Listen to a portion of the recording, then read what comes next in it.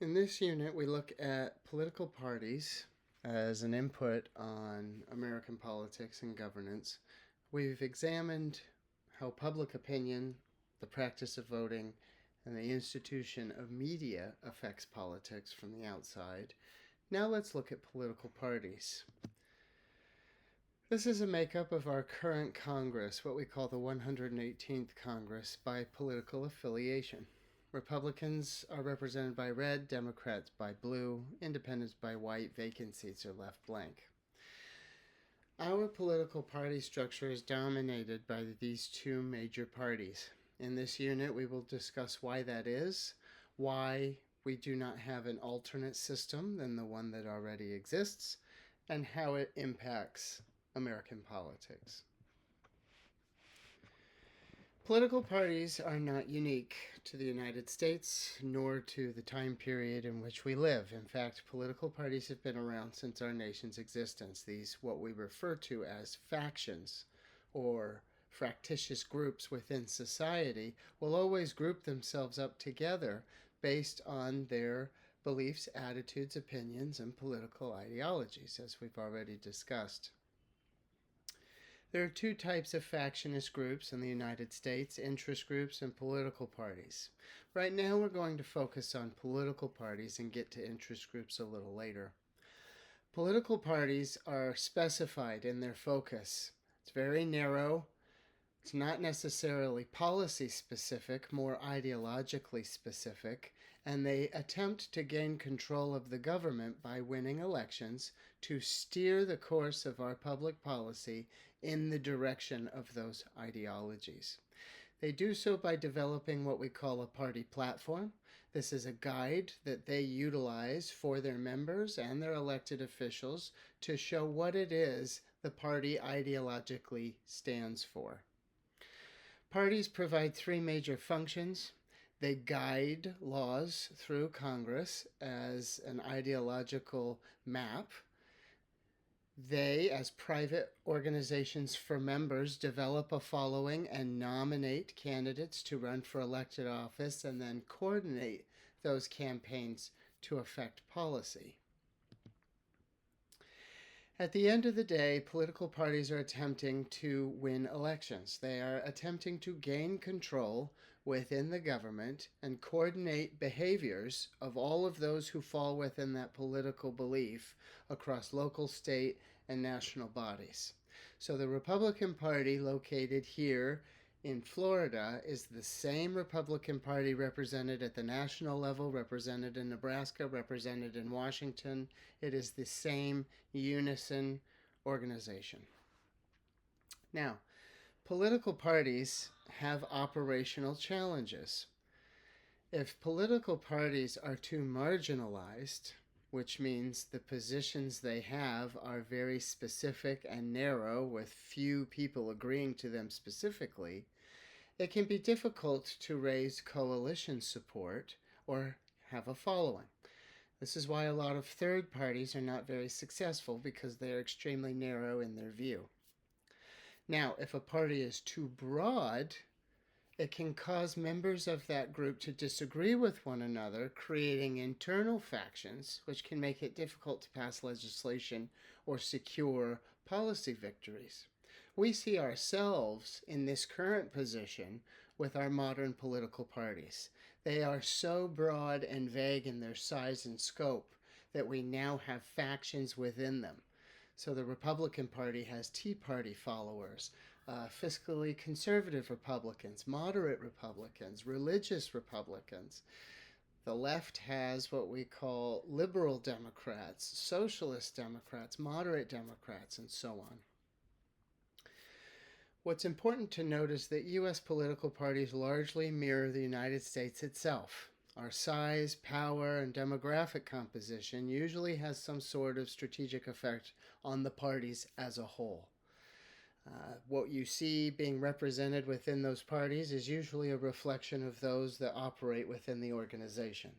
So the Republican Party focuses on more family, traditional, and religious-centered values, and that's because most of their followers are exactly those types of Americans. And vice versa with the Democrat Party. And this creates our U.S. party system.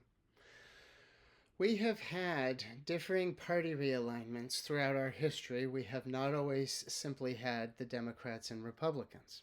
We have been through 6 major eras of party system realignment. Some political scientists would argue that we are entering a 7th now. We have moved through within our first and second party system, sort of moving away from the federalist, anti-federalist positions of just trying to pass the Constitution to now governing a country. By that second phase, we've developed the Democrat Party, which is the oldest party system in the United States. And by the third party system, the Republican Party has been created as a response to the Democrats and the abolition of slavery. From that moment on, the 4th, 5th, and 6th party system realignment have just been shifts in control between the Democrat and Republican Party. And when we take that into a visual, it looks a lot like this. So our country started within its first phase, operating under the federalist, anti-federalist positions of political power. Then the Democratic Party is formed under Andrew Jackson, and although we will have the Whigs and other small party groups exist during this time, it will be when Abraham Lincoln comes on the scene in 1860 that the 2 dominant powers we recognize will continue through all the way up until the modern era.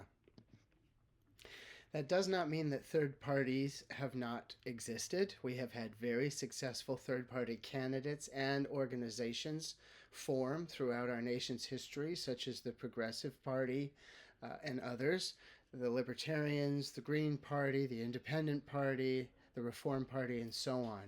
Despite them being very successful and being notable to history, they have always been unsuccessful in major general elections because the Democrat and Republican parties are so vague and broad in their platforms that these groups and their marginalized followers end up being consumed by one of the larger party organizations.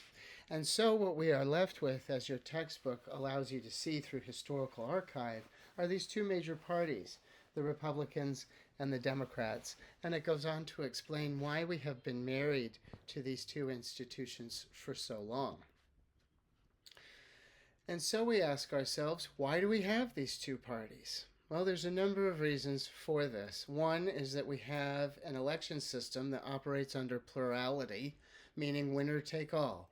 If you get 51% of the vote, you win. That means 49% of the electorate did not have to select you or like you, for that matter. Thus, there is a large portion of the population that will have to be represented by an individual they did not select. And so, because we operate under this plurality system, it really boils it down to a 2-person race every time. Multiple candidates cannot operate under plurality voting. It starts to spread the vote too thin, and thus differing groups will get consolidated by the others until we only have 2 options in the end. It's almost as if it's a mathematical formula that will continually force us into this 2-choice dilemma. Now, there are alternatives. A lot of political scientists, politicians, and elected officials alike have offered alternatives such as proportional or representational voting, in which we break that plurality system down into multiple groups, allow multiple parties to run, and thus multiple different factions will exist within the government, calling for coalitions to form in order to pass policy. And it seems that a lot of Americans would actually support such a system, since they're not always just as red and blue as the media or other institutions would make you think.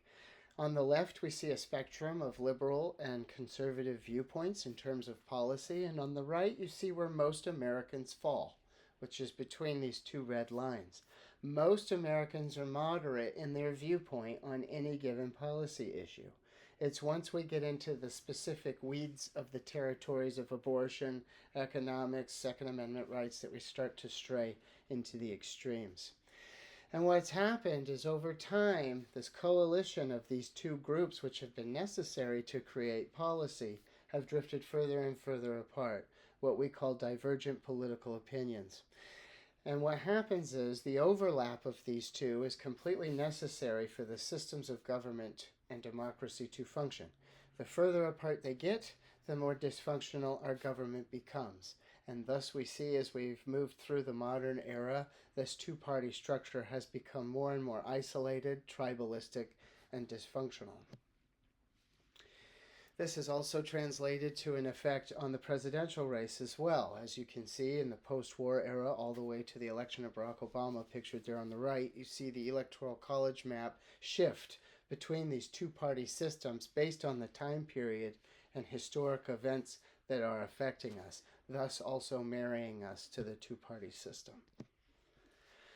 Now, this leads to a lot of polarization in politics, as I'm sure we're all familiar with, and one of the reasons I mentioned in our previous unit and this one is gerrymandering. Now, the party's control over our election systems has to do with the way we draw districts and allocate representation. Everybody lives in a congressional district, and every 10 years we use the census to reapportion that representation, and new lines have to be drawn. Gerrymandering is where you've drawn those lines to either purposely enfranchise or disenfranchise a particular group. In this particular case, it's one of the political parties. So we reapportion the districts every 10 years, we redistrict them by drawing the lines, and gerrymandering creates a safe seat for either a Republican or a Democrat unfairly. We see this in a variety of maps provided by your textbook and other resources. North Carolina just went through legal challenges in the last 10 years over their redistricting maps, which was said to disenfranchise Democratic voters, and Florida has used them as well. Our last governor's election used a gerrymandered map that was upheld by our state Supreme Court. As we leave political parties, we will move on to interest groups, and that will be in the following video.